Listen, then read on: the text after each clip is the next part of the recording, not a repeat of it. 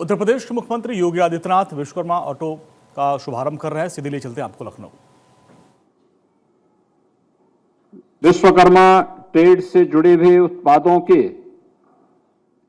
विभिन्न उपकरणों के सप्लायर्स जिनके साथ आज यहां एमओयू संपन्न हुआ है, उनके सभी सीएमडी, उनके सीईओज और अन्य प्रतिनिधिगण, 22 कारपोरेट प्रशिक्षण दाता संस्थाओं के सभी सीएमडी और सीईओज,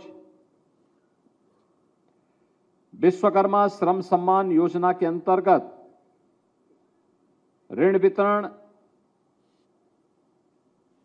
और टूल किट प्राप्त करने वाले प्रदेश भर के हमारे सभी युवा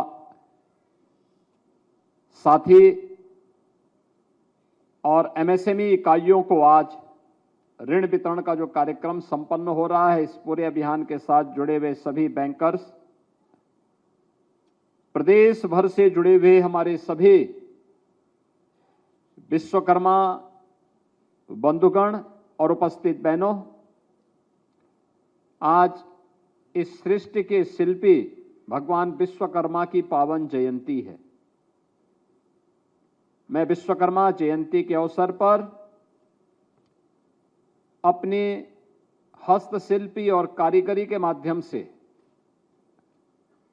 अनगढ़ को एक स्वरूप प्रदान करने वाले,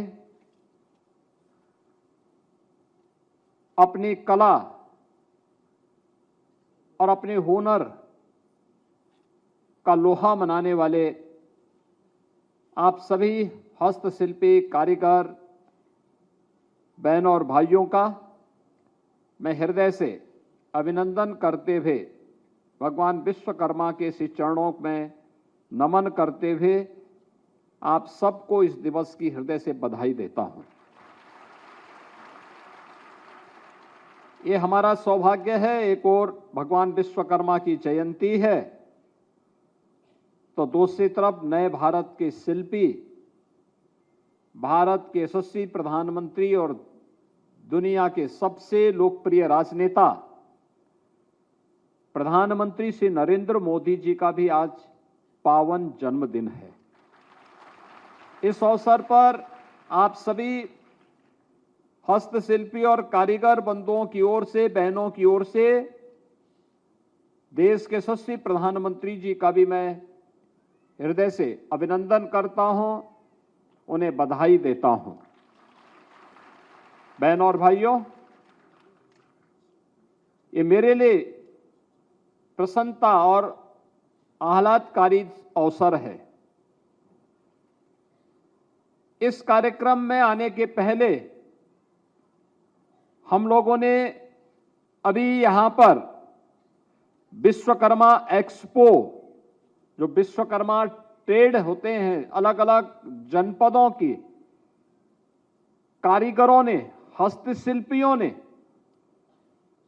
अलग अलग क्षेत्र में जो विकसित किया है, उससे जुड़ी हुई एक बेहतरीन प्रदर्शनी यहां पर लगी हुई है। उसका उद्घाटन किया और वहां मैंने देखा है। मैं जब उस प्रदर्शनी को देख रहा था तो मेरे मन में बहुत सारी बातें उमड़ रही थी, और उमड़ इसलिए रही थी क्योंकि आज हम विकसित भारत की बात कर रहे हैं। प्रधानमंत्री जी ने 2047 तक का एक लक्ष्य हर भारतवासी को दिया है। यह तय है, विकसित भारत तब होगा जब विकसित उत्तर प्रदेश होगा। विकसित उत्तर प्रदेश तब होगा जब हमारा जनपद विकसित होगा। हमारा जनपद विकसित तब होगा जब हमारा नगर या हमारा गांव विकसित और आत्मनिर्भर होगा।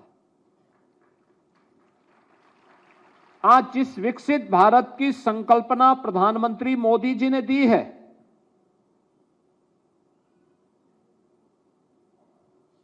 बहुत सारे लोगों को लगता होगा कि क्या यह संभव है, लेकिन मैं कहता हूं हां, यह संभव है। हम भारतीयों के लिए यह संभव है, क्योंकि ज्यादा दिन नहीं, आज से 300 वर्ष पहले भारत विकसित था। 400 वर्ष पहले भारत विकसित था और दुनिया की अर्थव्यवस्था में भारत का योगदान 25% से अधिक हुआ करता था और दुनिया की नंबर 1 की अर्थव्यवस्था भारत की हुआ करती थी।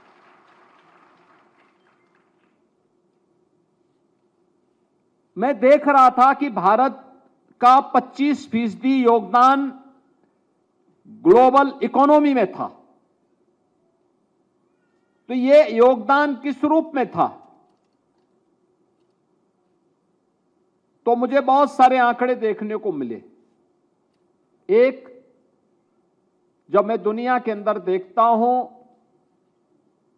अगर आप क्षेत्रफल की दृष्टि से देखेंगे तो भारत, जिसे आप बृहत्तर भारत भी कहते हैं, जिसमें वर्तमान में पाकिस्तान और बांग्लादेश 1947 में बन गए, दुनिया के अंदर भौगोलिक दृष्टि से भारत 7वें स्थान पर आता है, 7वें स्थान पर।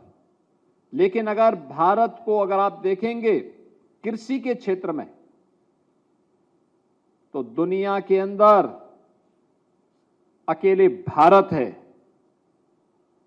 जिसके पास, यानी दुनिया की सबसे बड़ी कृषि योग्य भूमि अगर किसी देश के पास है तो भारत के पास है, और जिसमें से 60% से अधिक भूमि ऐसी है जो सिंचित है, जिसमें सिंचाई की सुविधा है।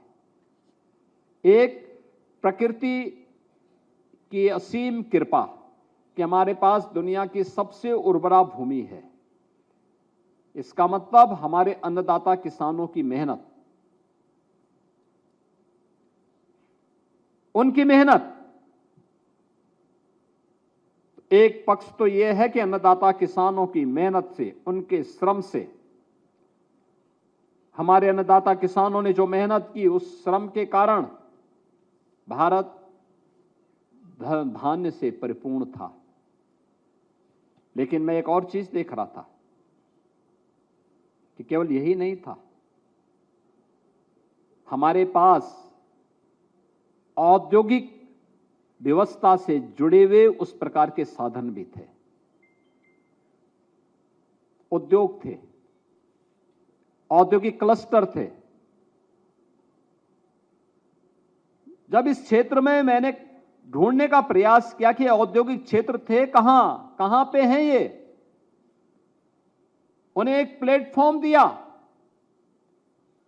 सरकार ने उन्हें डिजाइन दी, टेक्नोलॉजी दी, मार्केट के साथ लिंक किया, एक्सपोर्ट के साथ जोड़ा। आज परिणाम है उत्तर प्रदेश 1,86,000 करोड़ रुपए का एक्सपोर्ट केवल एमएसएमई का उत्तर प्रदेश से करता है। यह एक ताकत बन रही है उत्तर प्रदेश की। इसने उत्तर प्रदेश में परिवर्तन किया है, उत्तर प्रदेश को पहचान दी है, यहां के युवाओं को नौकरी और रोजगार के साथ जोड़ा है। और उसके बाद फिर हम लोगों ने देखा कि राष्ट्रपिता महात्मा गांधी ने ग्राम स्वराज की बात की थी। ग्राम स्वराज, ग्राम स्वराज का मतलब हमारा गांव एक आत्मनिर्भर इकाई है। ऐसा क्या है उसमें? हम लोगों का जन्म गांव में हुआ, हम लोगों ने इस बात को अनुभव किया। हम लोग बचपन में थे, सरकार पर निर्भरता हमारी न्यूनतम हुआ करती थी, न्यूनतम हुआ करती थी। आज की तरह हर कार्य के लिए सरकार पर निर्भरता नहीं थी। गांव आत्मनिर्भर सचमुच हुआ करते थे। एक दूसरे के साथ परस्पर समन्वय था, संबंध था, और आपसी व्यवहार के माध्यम से पूरा गांव मिलकर के अपनी व्यवस्था का संचालन करता था। ये ताकत क्या थी?